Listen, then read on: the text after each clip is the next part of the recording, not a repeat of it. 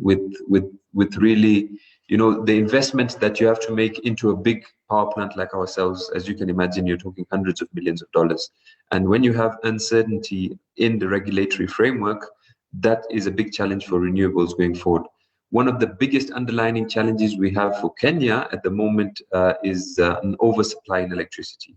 So the listeners might not be aware, but what we're having in Kenya is a situation where we're producing more electricity than we actually generate. So that goes down to more fundamental issues on how to spur economic development and how to increase uptake from consumers. The government is trying to increase rural electrification programs to get a lot of people in rural areas connected to the national grid, which will increase demand. So for Kenya, you know, the regulatory framework right now is not very certain, and there's a lot of changes in the pipeline, which makes the bankability of these renewable energy projects a bit in doubt. And I mean, it's those are the main challenges we're facing right now. Thank you for enlightening us about that, Nabil. I think many are surprised to hear that a country like Kenya, for example, is producing more electricity than current, you know, need. But it's not really the real need. It's kind of the need depending on who can actually access it. If everybody could access energy, then, you know, maybe there will be a need for producing more energy. But I can definitely understand the problematics of argumenting for doing new initiatives around renewable energies in a country where it is, you know, oversupply of energy. Am I understanding it correctly? Yes, Jonas. I mean, that's a very interesting point, and maybe Aaron can bring up his views on this. But an underlying issue is that, look, even if you connect 3 million people in rural areas to electricity, they're only going to use the electricity for a few bulbs at night and a small TV. So it doesn't really increase the demand. And I mean, you're not talking a lot of demand and a lot of consumption of energy. What the government really needs to look at is industrialization, boosting manufacturing. For example, the SGR right now, standard gauge railway, is running on diesel. The initial plan was to have it to run on electricity. If this was the case, I mean, the demand for electricity would really increase, and that way, you know, when there's a big demand, a stable demand for the long term, the government can put in place regulations that make, you know, make it easier for people to invest in these areas. Very good point. Thank you for that. Aaron, what's your viewpoint on this?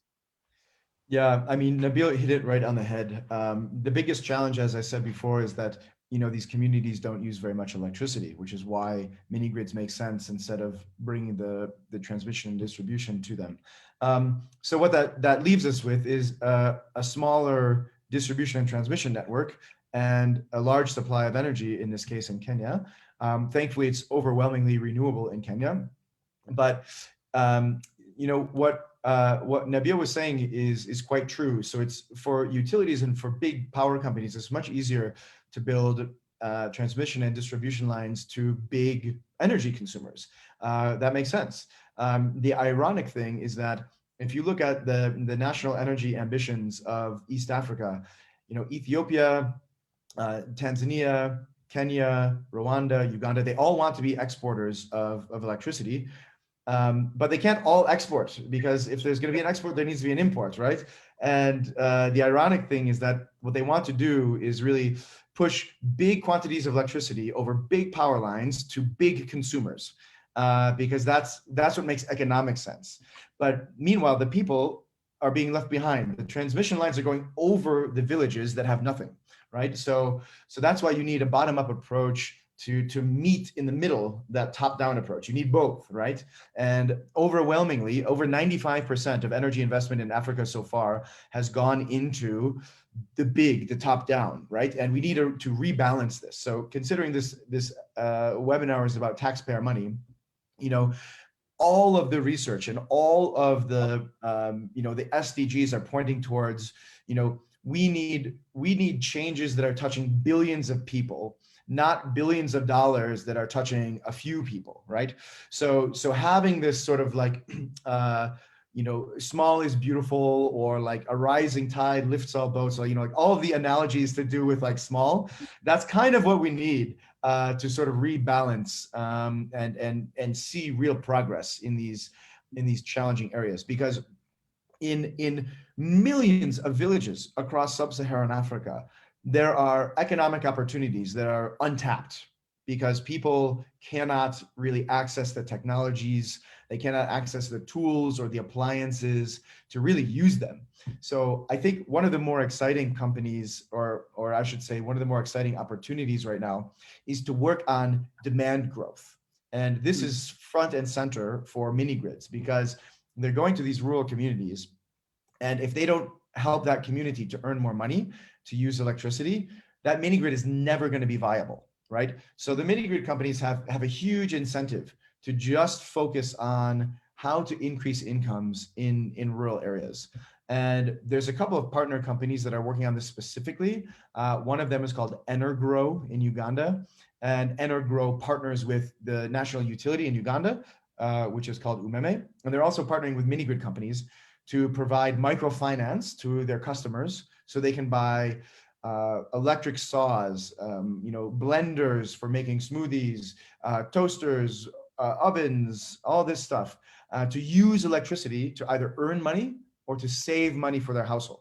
So the customer is winning, the energy utility company is getting more demand, and then of course the Energrow company is earning something as well. So there's like win-win-win. And we need to see investments in these types of companies much more, because energy is a supply game, but if demand doesn't equal supply, why are we doing this, right? And I think that's sort of one of the lessons I would like to share with the audience. Thank you so much, Aaron. I think that's extremely enlightening. Just to clarify something, did you say that 95% of investment in renewable energy goes to serving the top, while only 5% is actually looking at the bottom of the pyramid, the big masses, touching the billion lives you were mentioning? Yeah, so it's actually higher than 95%, but it's not more than 95% has gone into traditional energy infrastructure, and less than 5% has gone into off-grid decentralized renewables. So there has been there are a lot of mini grids that are diesel powered. So a lot of actually, it's ironic. So Nabil is in Turkana County in Kenya with the biggest wind farm on the continent. And a few hundred kilometers away, the capital city of Turkana is powered by a 2-megawatt diesel generator. So this is an example of the problem. So even where you have a huge town, the capital city of the community of the region, it doesn't make sense to bring that transmission line because there's nothing in between, right? And 2 megawatts is not enough to bring or to justify the millions of dollars of cabling that would be required to bring Nabil's green wind energy to the capital city down there. So that's an example of like the scale of the challenge and why the imbalance has been so great. And this is why we need to flip that investment balance. Thank you so much for that, Aaron. Yeah, Nabil, just to hear from you, managing the largest wind farm in Africa. I mean, how did you even make that happen? How do you go from, how did you end up where you are now? Because I think that's pretty interesting just to understand, specifically understanding the context around renewable energies, and that it's not necessarily a straight path, and that it might be a little bit curvy. So what's your take on that? Yeah, I mean, Aaron has raised some very, very interesting points that we'll answer to before I answer your question, Jonas. And Aaron's approach is that, look, energy should be accessible to everyone. Some people even say energy is close to, a basic human right. People should have access to electricity. You look at the correlation and the relationship between access to energy and good health and education standards and all the other Millennium Development Goals, it's clear. Everyone should have access to energy, and that would be the ideal position. I mean, he raised another good point that, look, the expense of creating transmission lines is insane. And it's when you look at the economics, those expenses really make it very difficult for smaller communities with very small demand to have access to the grid. And coming back to your question, how did Lake Turkana come up? I mean, if you're aware with the area, it's in the middle of nowhere. It's in the middle of a desert. I mean, it's a semi-arid desert, hundreds of kilometers away from the main roads. We had to get into partnerships and agreements with the Kenyan government to build a 428-kilometer line, transmission line, down from Suswa up to Leangalani, where the site is located.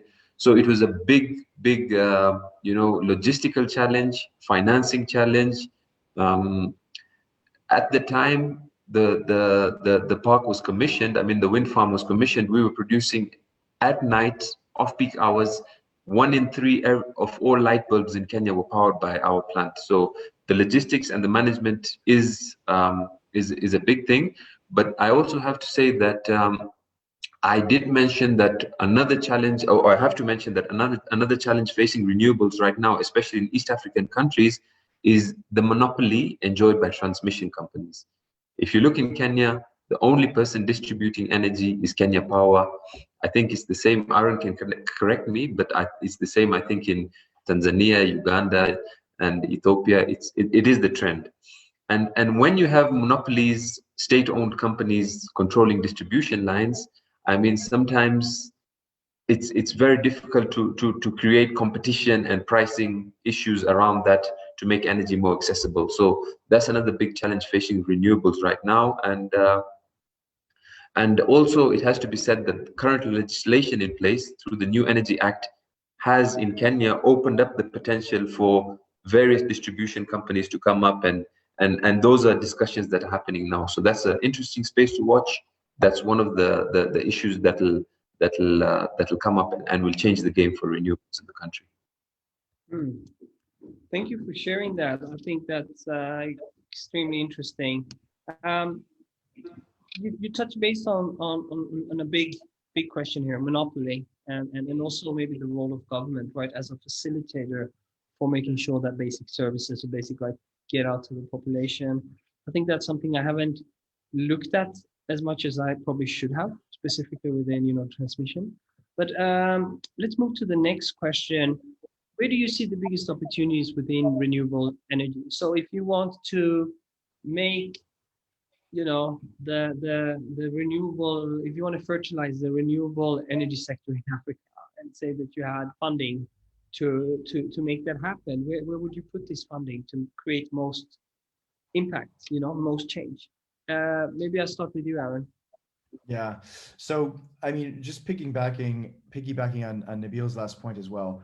The two areas are very simply regulation, making sure the right enabling environment is there, and also the right kind of finance. So I mean, this is going to be a boring answer for anyone who knows anything about this sector, because we've been saying those same two things, enabling environment and access to finance, for like 10 years. But it hasn't changed, right? The problem is that what we really need is not really coming through. And what Nabil mentioned on the regulatory side is the same for mini grids. We have like a 3 or 4 year old mini grid regulation. It's being changed now. I just met with the director of the regulator 2 days ago, and he said that we're in an evolutionary process. They'll be updated again in 2 years. Well, energy is infrastructure, and infrastructure finance is 20 or 30 years. So if you're an investor for 30 years and you're expecting that the rules are going to change every 3 years, how do you know how you're going to get your money back, right? So this is, the regulators are framing it as, oh, we're evolving, and the investor is hearing, oh, they're changing the rules of how I get my money, so maybe I should go elsewhere. And we're really speaking some different languages between those two actors. And I think the donors really have a strong role to play here. And I know a bit about Norway's energy investment past, and they have done a great job in many respects, and they continue to lead the charge on climate finance, etc. But they know how to invest in the sector very, very well. But what I think could be doing a lot more of is working on the investment environment.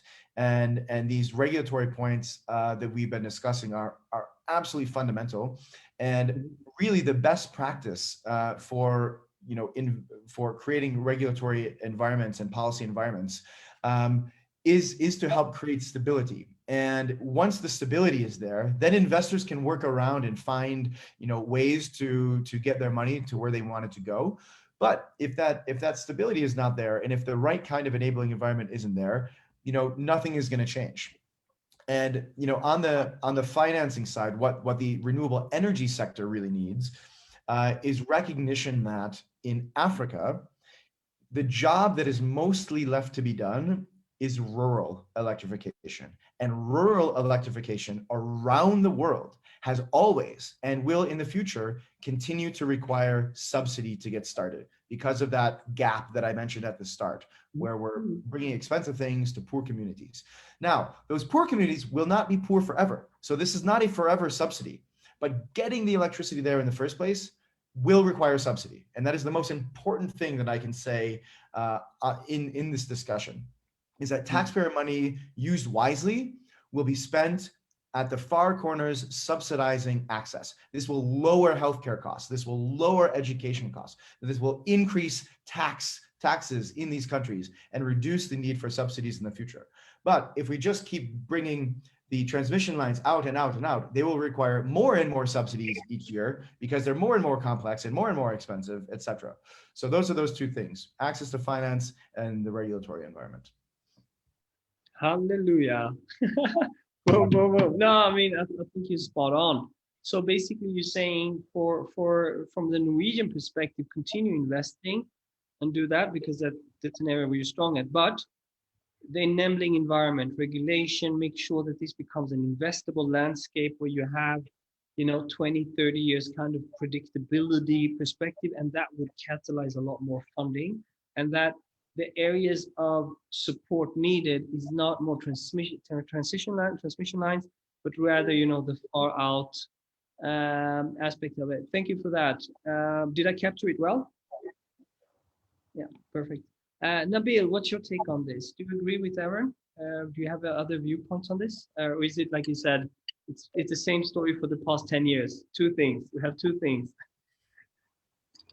Yeah, absolutely. I mean, Aaron just summarized it perfectly. It's you have to create an enabling environment. These projects of 20 years, 30 years, you have to have stability. You have to have some kind of comfort that you're not going to invest a lot of money and energy and into a certain project, and all of a sudden the rules change and make the project not even bankable, not profitable at all. So those are the issues. Without a doubt, mini grids are the biggest. I mean, it's what renewables can really offer to change lives and really uplift a lot of people and grow the economy in the long run. I mean, these people are in disadvantaged areas, but they won't be like that forever. Kenya now has county systems where services are now devolved and available in the counties, and these are discussions that counties should also now take up to see how they can support mini grids in their areas without having to rely on central government that much. So if there's better partnership between counties, donors, people like Aaron, that will create a big difference. I mean, another point to note is that if you've been following the energy space in Kenya especially, there was a big coal plant that was planned for Lamu, and activism has done some work down there, and it seems like that project is now not going to materialize. So that's a positive thing. I mean, also for the younger generation, people have to be educated on the benefits of renewable energy, and slowing down climate change. Kenya's economy is about 40-50% reliable on agriculture. If we continue polluting the environment like we are, it's going to spoil livelihoods and the economy on a big scale. So educating people on the benefits of sustainable development is also a big opportunity in which we can renewable energy and sustainable development is a big opportunity we should look into improving in the country and the region. Thank you so much for that, Nabil. I have a question regarding solar panels, for example, where the technology development is growing very rapidly. And if I buy solar panels today, and then in 2 years' time, they will have super panels that look very different and, can absorb twice as much and so on. So the aspect of operating in a sector where efficiency, pricing, and also new technology, does this add complication for the sector in the sense that it makes it more difficult to know when to invest, or people might just hold on and say, I want to invest, but then they're like, wait 1 year because it's like smartphones, you know. Next year you have the iPhone, whatever coming through. What's your take on this, Alan? Yeah, it's a great question. I think that, we have to look at the cost of not buying electricity or not buying solar panels as well. So what is the cost of a village not having good healthcare? What is the cost of the village for a year of education where the kids don't get to learn anything about coding or anything about the digital economy? What is the cost of no one having access to power tools to run their carpentry business, etc.? So in economics, that's called the opportunity cost. You're choosing one thing over the other. And that's what we're looking at now. The technology will continue to improve, but right now in 2021, solar is the cheapest form of energy on the planet in many places. And it could be the cheapest form of energy in Africa if we purchased, larger quantities. The reason why many of these smaller energy systems, such as mini grids, are expensive is because the investors are giving them $5 million to do, 10 projects. But if they were to give them $100 million to do hundreds of projects, those solar panels would drop to the cost of utility scale solar, and it would again be the cheapest technology to bring energy to rural areas on the planet. So like there's a bit of a chicken and egg thing going on there as well. But it is a very good question. That would be my answer. I think that was a very good question. Sorry, very good answer. And also understanding because obviously volume matters in terms of price. It's not only technology, it's not the only factor, right? But investors might be very specified on that specific thing. But there is a lot of other stuff in play, like you just explained. Nabil, what's your take on this? Part of technology development and how it can influence also the sector, both in good and bad. Yeah, I mean, technology development is a big thing. It's always a positive. For big power generators, for example, now the latest technology is battery storage for solar. So they're looking at technologies whereby solar energy generated during the day can be stored for a few hours here and there to make the availability a bit better. I mean, the biggest downfall with solar from a generator's perspective is that you're only going to supply the national grid while the sun shines for 12 hours a day, compared to wind, which supplies it for 24 hours. So, I mean, technology will just take it. I mean, it's a positive for generators, for big energy independent power producers. A lot is spent every year to keep up with the latest technology and update and make sure that our systems are in tune with the latest developments. I just had a question for Aaron on development. I mean, we're having a lot of small solar home kits that are coming up where people now no longer need to have a mini grid. I mean, how much do you see that the need for a mini grid to continue in the future? I mean, with these small kits coming on the market? Yeah, that's a great question. I think the answer is quite simple, though. It's really, what do you want to use the energy for? So the small kits can do a few things, but you cannot run your carpentry business, or you cannot run a restaurant or whatnot using these small kits. So for a lot of households, actually, it's fine. But as soon as we want to move away from, cooking on an open fire and using either LPG gas, or what we would hope to see is more electric cooking, then you need something bigger than an M-COPA rooftop solar system. But there's going to be a transition. It's like whenever you run a business or you start a family, you first have the small house or the small office, and then you grow as things change. And so I think for many families, having that rooftop system will be fine to start with. But you can't really use those things to earn any money. And when we want to see economic revolution in those rural areas, I think we're going to need something bigger, something in between large scale industrial energy and rooftop solar. Thank you for that answer, and thank you for that question, Nabil. It's always nice when panelists, ask each other questions, because it feels more like a conversation. So I really like that. As part of just finalizing now and just summing up,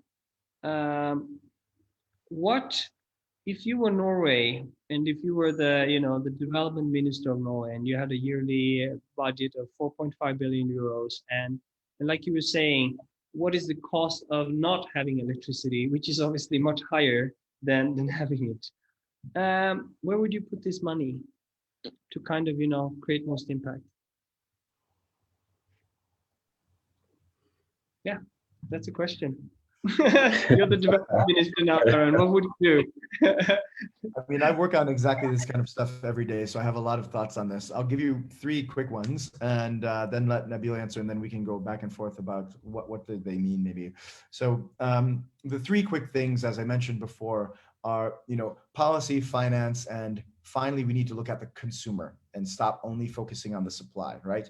So first we need really strong work to especially a lot of the problem with regulation is not only that the rules themselves are challenging, it's that the implementation is challenging. So it's not that the piece of paper is the problem, it's how do we actually use that piece of paper. So a lot of the challenge around regulation is with the license approvals, with tariff approvals, with site visits and all this stuff. There's a lot of it that could also be digitized, that we could get the 21st century brought into after the regulation has been created. How do we make it so that we can get 1,000 mini grids approved per year, or we can take the approval process for something like the Turkana wind park and reduce it by 75%. And that's, I think, the future on the regulatory side. Looking at the financing side, we have tons of ideas about this, but we do need subsidies for the capital costs. So a very popular way to do that is results-based financing, which means that the person creating the energy system pays for it upfront, and then after it's been completed and it's been certified as being good, then they get a subsidy afterwards. So the energy company takes the risk to start with, and then they get a repayment from the government afterwards. But we also, to be honest, and Kenya Power also receives subsidies on operational expenses. On the decentralized energy side, the only way that poor community members in Turkana, where that giant, very affordable wind energy is being produced, the only way that the small communities that don't get that energy can afford power is with the subsidy. So like I said, the subsidy is not forever. If you design it smartly, you have a subsidy of X the first year, and then X minus 10%, X minus 20% as the years progress, and then it reduces to zero over time. So you do it smartly like that. But then the other thing is really to focus on the demand side. Companies like the Energrow one that I mentioned before, there's other really interesting companies like Inspira Farms that are doing cold storage and solar to help the agricultural production that Nabil was talking about, actually stay fresh for the market. There's another company called Sun Culture that does like solar irrigation. This is all demand side focused stuff. We need a huge, huge improvement and increase in funding for those types of things as well. Agree 100%. Thank you so much for that, Aaron. Yes, Nabil, what's your thoughts on the same question? So if you were the development minister, where would you put the money to create most change? I don't think I can say anything in addition to what Aaron has said. He's captured it beautifully. And when you look at the figures, I think raised by yourself, the amount of people in sub-Saharan Africa who have no access to electricity, it's compelling. And when you look at the correlationship and the relationship between access to electricity, good healthcare, sustainable development, giving people equal opportunities, so on and so forth, it's compelling as well. So the biggest opportunities to change lives and to really make the bottom-up approach with Aaron was speaking about is looking at mini grids and providing access to electricity for people in rural Africa.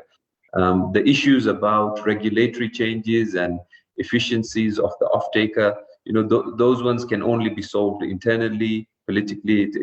Government has to sit down and look at how to fix those issues. So the biggest opportunity would lie in those areas. And just the government of Kenya, I know that they've implemented the last mile connectivity program, which is trying to get electricity to people at, I believe, a subsidy. So that's the first good step. But nothing more. Aaron has captured it beautifully on that one. Nothing I can add on that aspect. Perfect. In that case, thank you very much. I think you answered all my questions because it kind of felt like there is a clear roadmap around what needs to be done. I think, when it comes to regulation, they definitely need to work more with agile policy and work sit more with guys like you. I don't know, is that being done today? Are you invited to sit down with policymakers as part of, how to create a long-term regulatory environment rather than having this every second, third year, it's continuously updating depending on, yeah, whatever factors. What's your thoughts on that? Maybe that's my last question. Do we have agile policy as of today? I mean, the government brings us in to provide guidance and recommendations on things when they're making changes, but we're not really being asked about, how long these policies should remain in place. That's a different question, I think. But it's also something where, if we build flexibility into the policy, so the agile nature that you were mentioning, this would be a huge step in the right direction.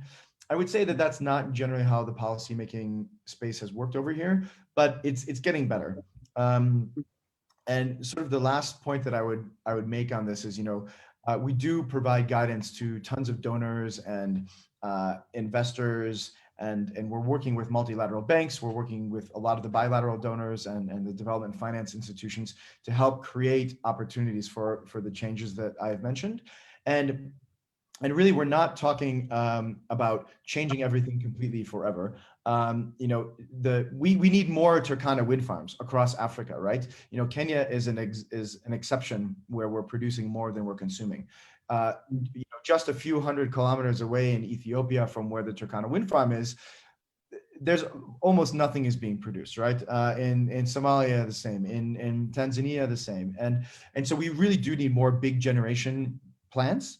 But what we need right now is a rebalancing, a temporary rebalancing. So right now we've got like over 95% on one side. We need, in order for there to be a market for the big investments, however, we need to temporarily shift the investment to be overwhelmingly on the decentralized side, so that in 10 years, all these little communities will be viable, vibrant places for the big transmission and distribution to connect to, because the mini grids don't last forever, right? They're not a permanent solution. They're not going to be there for 100 years.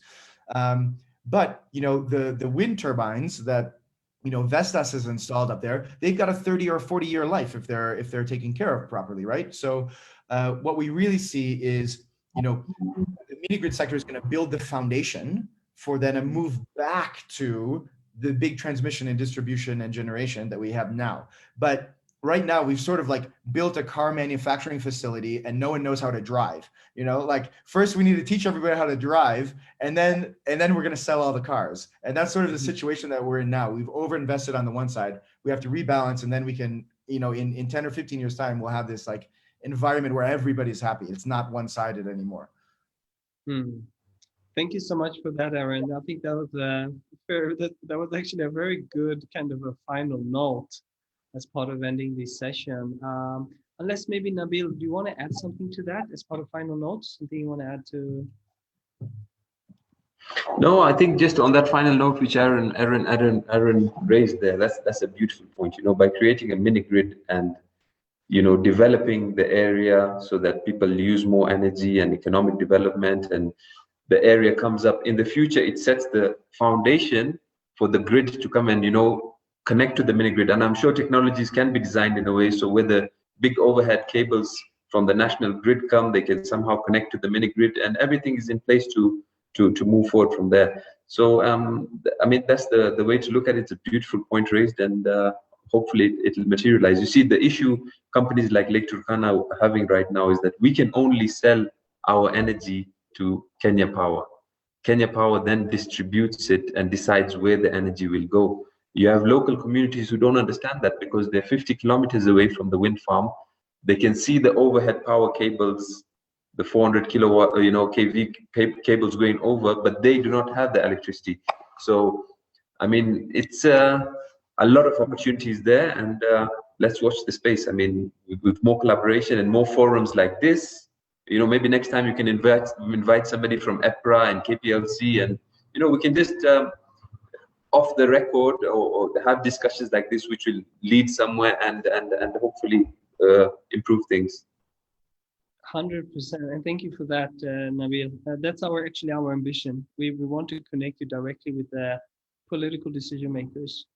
So not foreign ministry or development agency, but above that, so they have a much better understanding around one, the end user perspective, a perspective from experts on the ground, because the ambition when money is being sent, specifically taxpayer money, it's always end user focused. It's always about, we want to give power to 100 millions of people, want to give health to this many people, you want to help women groups, you want to have people with disability. It's always end user perspective, right?